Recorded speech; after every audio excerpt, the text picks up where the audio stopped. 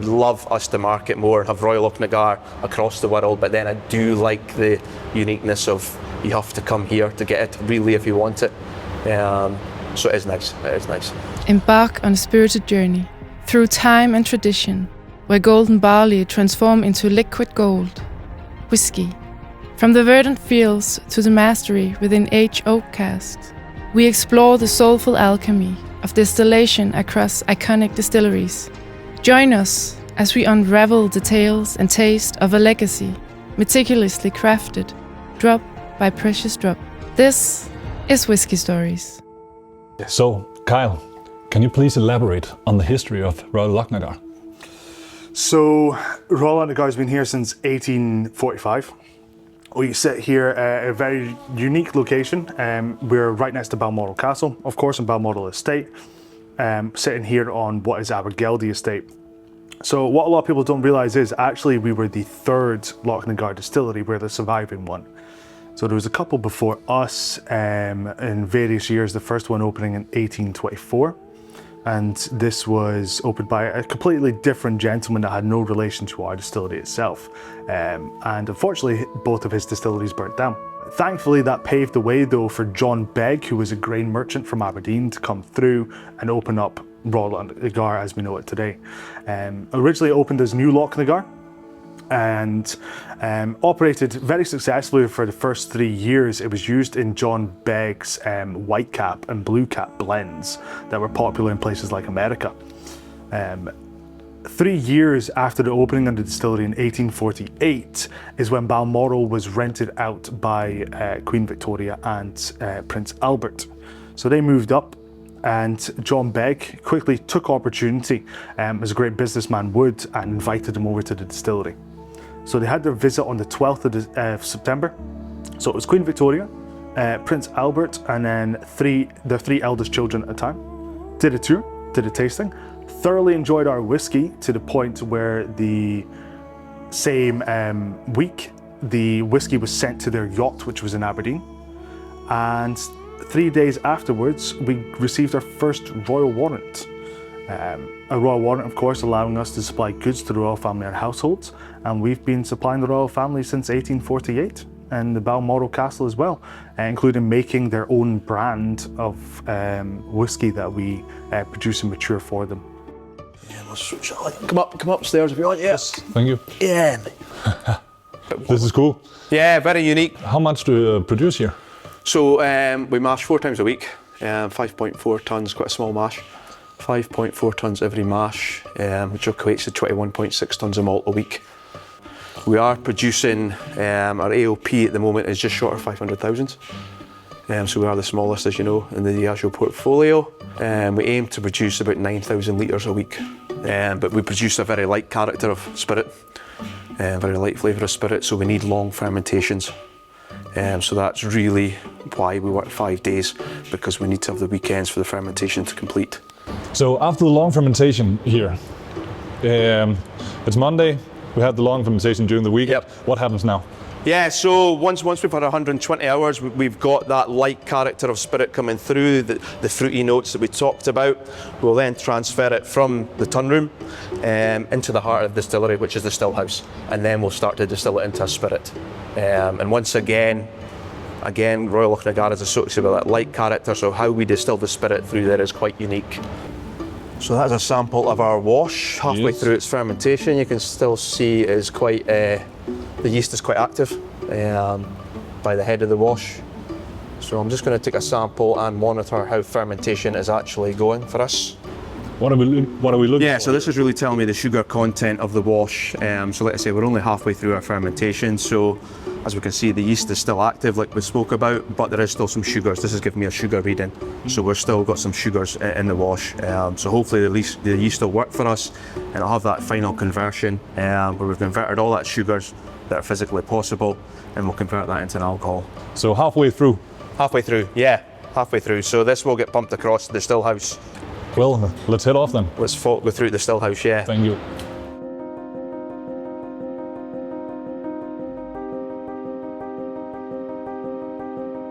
In your opinion, what sets Royal Lochnagar apart from the rest of the Highland whiskies? I think a big part about that is our location. We are the only distillery in the Deeside region, especially here over in Royal Deeside. And with this, as we know, the geography of Scotland often plays a part in the kind of flavour profiles that you're seeing coming through from different whiskies.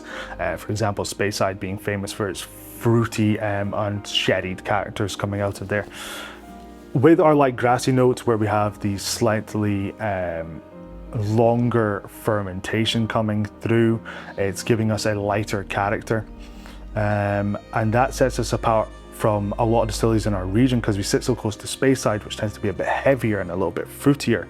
And then you have one of our sister distilleries just south of us, Blair Athol, produce fantastic product, but it's completely opposite to what we are. They're heavier and fruitier again as a Highland whiskey, whereas we are on that floral sweetness. Sets us apart from other ones like Dalwhinnie. Dalwhinnie is one of the best sweet whiskies I've ever had in my life, but it's so different from the character that we're producing here.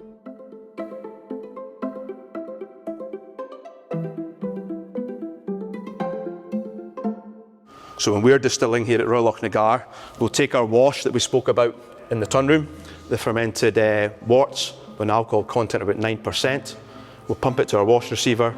We'll then drop it down into our first still, our wash still, and we'll fill it roughly up to about this weld here, which equates to about 6,000 litres of wash going into our spirit still, quite small. If you were to look in our still today, which you can do, we've got a heating element inside the still, very much like your domestic kettle, albeit it's powered by steam. So what we'll first do is we'll turn the heat onto the element. After about half an hour, the stillman will watch the sight glass up here, because there's still some yeast left in the wash, so it's still quite active like we've seen in the tun room. The head of the wash is going to boil up, and you'll see it in the sight glass. So all he'll do is he'll turn the heat back off to the heating element, allow it to drop back down again, and then he's going to turn the heat back onto the coil, and he's going to increase the heat onto the liquid, because we all know that water boils at 100 degrees, so alcohol boils at 78 degrees. Because it's got the lowest boiling point, the alcohol vapour is going to drive off. It's going to go up the shoulder of our still, up through the neck of our still, and out through the live pipe. Now all the time, it's maximising that copper contact. So like I said, so the more copper contact we get here at Royal Lochnagar, the lighter flavour of spirit we produce, and that's what we're looking for. 500,000 litres is something, but we don't see a lot of Royal Lochnagar in the market. Where do we put it?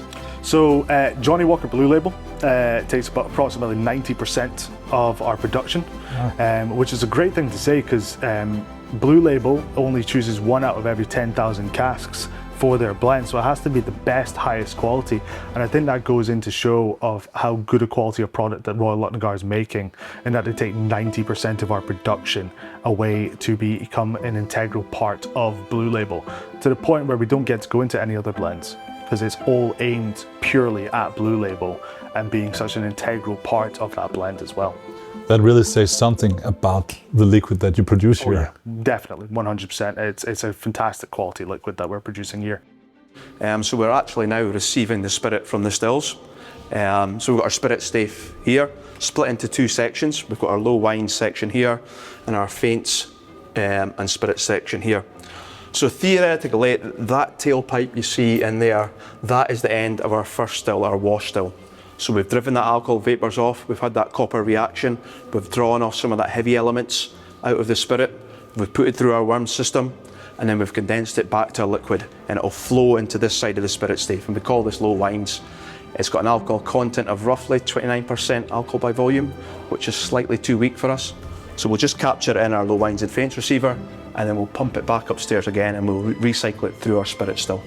Same process, but this time when it falls into the spirit safe, it'll fall across here, and it'll first run into the spirit safe, and we call this 4 shots. Now it's got an alcohol content now of about 75% alcohol by volume, which is slightly too strong for us. So I'll run this 4 shots for roughly about 20 minutes. The guys will gauge it using the hydrometers and thermometers. And when the strengths drop to roughly about 73% alcohol by volume, they know it's ready to be collected as Royal Lochnagar new make spirit. So all they'll do is they'll divert the handle across, it'll capture in this bowl here, and this is new make Royal Lochnagar spirit. It'll drop into this bowl and it flows all the way around into our spirit receiver warehouse vat. So we'll fill the cask right to the top with our new make spirit. We'll just put the bung in. It's made of poplar wood. We'll seal it, and that's the end of the new make spirit life here at Royal Lochnagar. Then it's all in the hands of the cask, and that's the magical, mystical bit that we love and what we like about Scotch whisky, because there's three sort of elements that happen in the cask, as you know. So the oak's going to help my new make spirit. We've got a sample of it here. Still very much immature. You know, you can take a nose yourself, but it's still very immature. So grassy. Grassy, well done. The oak is going to start to draw some of that immaturity out of the spirit, and it just evaporates into the air. And we heard it all before, the angel share. We'll lose 2% as part of the angel share. At the same time, we've got an additive. So my spirit's going to draw some of the goodness out of the oak. A lot of flavour compounds within the oak.